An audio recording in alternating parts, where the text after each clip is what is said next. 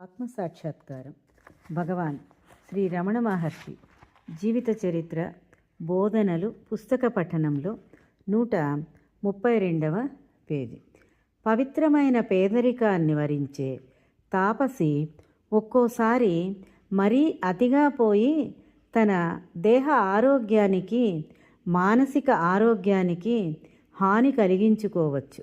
లేదా ఆ ఉద్బోధ కేవలం ఒక లక్ష్యం మాత్రమేనని భావించి ధన సముపార్జనకు ఒడిగట్టి అది భౌతిక దౌర్బల్యమేనంటూ సమర్థించుకుంటాడు. పవిత్ర పేదరికమా? అదేమిటి?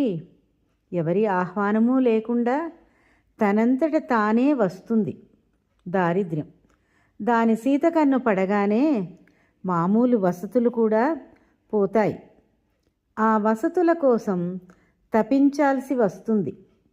మొదట్లో దారిద్ర్యాన్ని భరించి దానినే ఆలింగనం చేసుకునే ఏ కొద్ది మంది మాత్రమే పావనులు. అటువంటి పవిత్రత అరుదు, అమూల్యం. దానిని కీర్తి, సంపద పసిగట్టి వరిస్తాయి.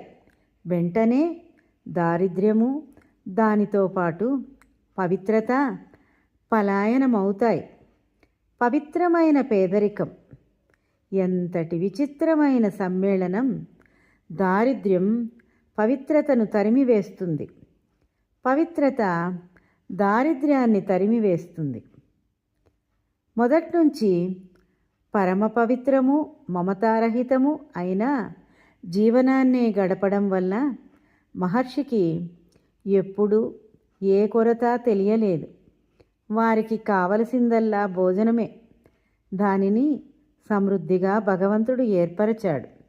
కానీ వారిని, వారి ఆశ్రమాన్ని ఆధారంగా చేసుకున్న కొందరు ఆశ్రితులు చేరినప్పటి నుంచి ఒక ఆర్థిక సామాజిక సమస్య ఎదురైంది.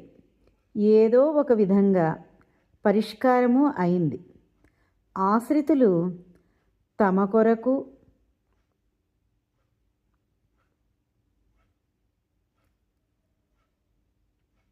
మహర్షి అవసరాలకు కావలసిన ఆహారాన్ని బిచ్చమెత్తుకునేవారు. కానీ వారి వైరాగ్యమే వారి యశస్సుకు కారణమైంది.